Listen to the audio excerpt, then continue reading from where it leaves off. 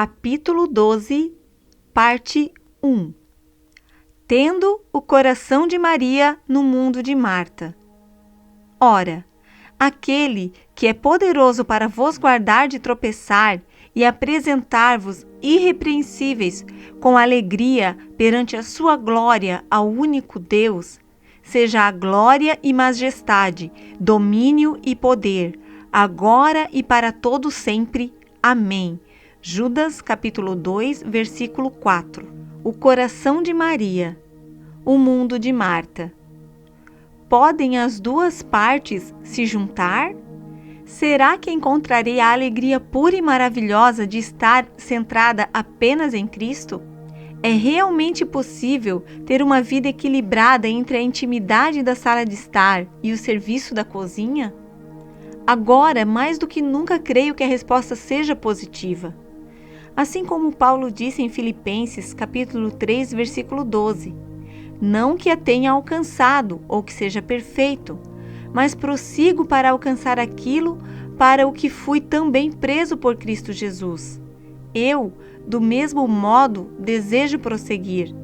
Ainda não cheguei, mas sei para onde estou seguindo. A mansão Wainwright, situada em Long Island, é como um cenário de cinema de alguma história de amor do século XIX. As trepadeiras se espalham por seus 3 pavimentos de rocha lavrada com destreza, envolvendo torres e janelas de vidro que cercam a velha mansão de 100 anos. Era minha primeira visita à costa leste e estar nesse lindo lugar era como um sonho realizado.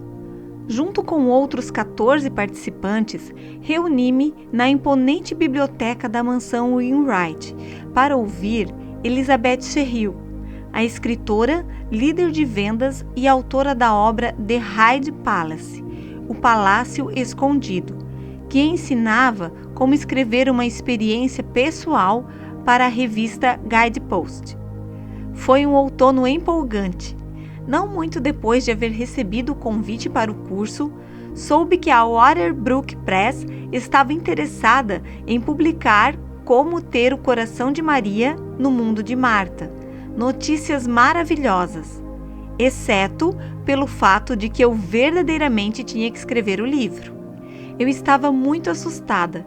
Naquele primeiro dia, sentada em uma sala de janelas de vidros escuros, alguns pensamentos passaram pela minha cabeça, criticando-me e escarnecendo de mim. Quem você pensa que é para escrever sobre intimidade com Deus? Certamente, eu não era uma especialista no assunto, embora meu coração desejasse ser. Havia outras pessoas mais qualificadas, disso eu tinha certeza. Acima de tudo, a voz de Elizabeth interrompeu minhas reflexões no momento em que falava sobre escrever sob o ponto de vista da primeira pessoa. O narrador deve ser um lutador. Ela teve minha atenção total. Elizabeth continuou. Em vez de descrever o indivíduo como um especialista, precisamos ver a pessoa crescer através da história. Precisamos vê-la mudar. Algo saltou dentro de mim, agitação, esperança. Certamente, eu me sentia como uma lutadora em relação à intimidade com Deus. Meu coração abatido começou a revigorar-se. Será que Deus estava me escolhendo para escrever esse livro exatamente porque eu me sentia incapaz? Ó Senhor, eu sou tua. Orei em silêncio enquanto anotava as palavras de Elizabeth. Toma os meus trabalhos e usa-os para a tua glória. Mas independentemente do que fizeres, por favor, não permita que eu seja a mesma. Transforma-me. Dá-me um coração de Maria em um mundo de Marta. Eu não tinha ideia de quão maravilhosa e difícil seria a resposta do Senhor àquela oração. O Senhor do processo. Você não gostaria que sua cozinha tivesse um duplicador?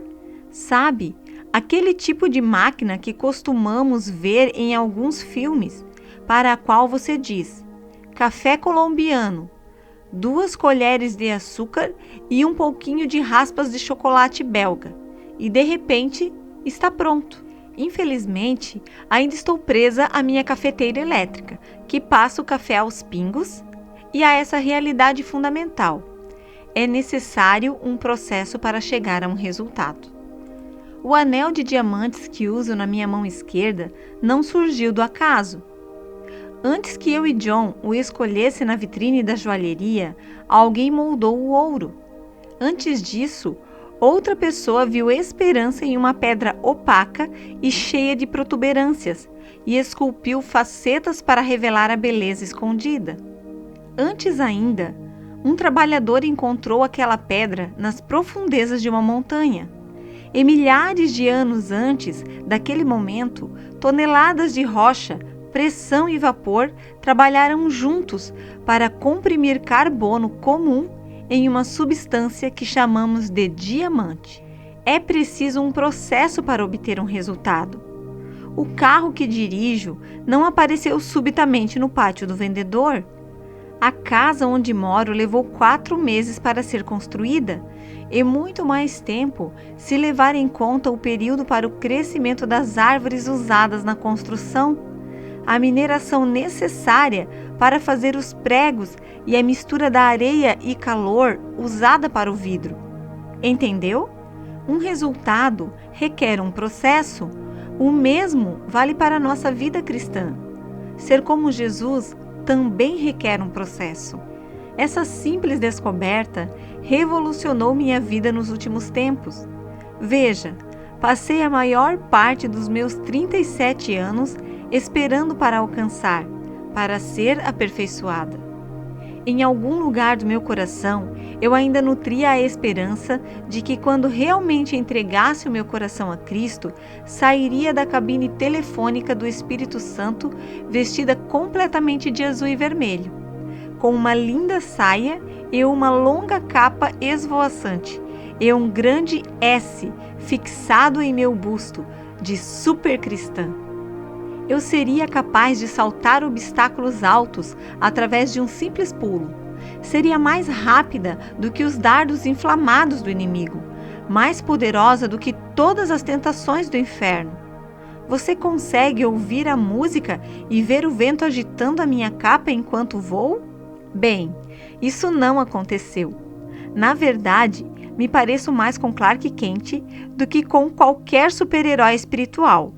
Alguns dias é tudo o que consigo fazer para sair da cama, e por mais que me esforce, nunca consegui usar o uniforme. Você pode imaginar como me senti aliviada quando finalmente entendi que o cristianismo é um processo e não um evento? É uma jornada e não um destino? Há alguns séculos, Samuel Rutherford escreveu: "Pensei que seria fácil ser cristão, mas fui conduzido por sinuosidades, reviravoltas, altos e baixos. São as provas emaranhadas da vida que produzem caráter e fidelidade a Deus", conclui Rutherford. Vi que isso é verdade. É preciso um processo para produzir um resultado, e isso se aplica a cristãos consagrados tanto quanto aos diamantes, automóveis e casas. Certamente, isso também é válido para se ter um coração de Maria em um mundo de Marta. Se quisermos ser como Jesus, não poderemos escapar do processo de refinação, mas podemos ter, por certo, isto mesmo. Paulo escreve em Filipenses capítulo 1, versículo 6, que aquele que em vós começou a boa obra, a aperfeiçoará até o dia de Jesus Cristo. O que Deus começou no dia em que lhe entreguei minha vida, será completado por Ele, se eu continuamente me entregar. É necessário um processo para que eu me torne o tipo de cristã que desejo ser. Mas Jesus Cristo é o Senhor do processo, e o processo é sublime. Isso não significa que sempre compreenderemos os métodos do Senhor. É um mistério para mim como Deus pode pegar algo imperfeito, como a minha vida, e transformá-la em um representante de sua glória. No livro When God Shines Through, quando Deus brilha através, Claire Cloninger escreve sobre esse Deus criador, que pega os pedaços quebrados e dispersos de nossas vidas e os transforma em um caleidoscópio. Para mim, uma das grandes frustrações de caminhar pelo dia a dia de minha vida como cristã é que nem sempre consigo ver como as partículas e partes que me compõem se encaixam no grande quadro do plano de Deus. É tentador, às vezes, ver minha vida como uma refeição aqui, um encontro ali, uma carona, um telefonema, um saco de mantimentos, todos fragmentos separados de uma criação em particular. E também sei que sou chamada como filha de Deus a crer pela fé que eles se somam, que de alguma forma cada simples pedaço de minha vida, cada passo e cada esforço encontram-se no processo de ser moldada conforme o imenso e perfeito modelo de Deus. Claire conclui que aqueles pedaços dispersos são os usados por Deus para fazer um caleidoscópio. E em vez de esperar o nosso êxito, Deus resplandece a luz de Cristo através dos fragmentos que colocamos em suas mãos, transformando a desordem em beleza e simetria, espalhando as cores de nossos cacos como fogos de artifício pelo céu. Parceiras de Cristo. Não se engane. O processo de se entregar e permitir que Cristo trabalhe em você não é tão passivo como parece. Sim, o Senhor saiu do itinerário para nos tornar propriedade dele. Sim, ele morreu e ressuscitou. Enviou o Espírito Santo para nos ensinar e guiar. Deu sua própria vida para nos fazer santos e transformará o que lhe oferecermos em algo bom. Mas espera-se ainda que sejamos coparticipantes do processo. Quando todos nós juntarmos nossas forças, quando juntarmos nossas forças, quão felizes seremos. Sempre gostei dessa canção. Julie Olson e eu formávamos um par na escola dominical e realizávamos os gestos. Nossas saias plissadas faziam ruge-ruge enquanto íamos para frente e para trás. Delicadamente, suavemente, não como Brian Larson e os outros garotos desajeitados da terceira série, que transformavam a canção em uma disputa de luta romana. Julie e eu cantávamos, porque o seu trabalho é o meu trabalho, apontando uma para a outra com um sorriso, enquanto os garotos batiam um no peito do outro. E continuávamos, e o nosso trabalho é o trabalho de Deus, repetindo o coro. Depois, batendo palmas para enfatizar quão felizes seremos. É fantástico como eu costumava ser bem comportada. Naturalmente, é fácil cantar com doçura na escola dominical. A vida, contudo, é outra coisa. Tenho vergonha de admitir que quando me tornei mais velha, minha canção se assemelhou à dos garotos desajeitados e às lutas romanas. Fiquei confusa e um pouco hostil sobre qual é o meu trabalho e qual é o trabalho de Deus. De vez em quando, espiritualmente, faço como um lutador de luta romana. Esse é o seu trabalho, não o meu. Vocifero batendo na porta do céu. Eu reclamo, tentando me agarrar ao Altíssimo. Estou cansada de juntar forças. É o teu trabalho, Deus, é o teu trabalho.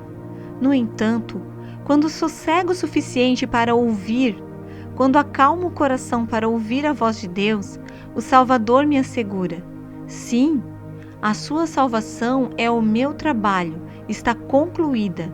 Eu a consumei na cruz, mas agora quero me associar a você daqui por diante.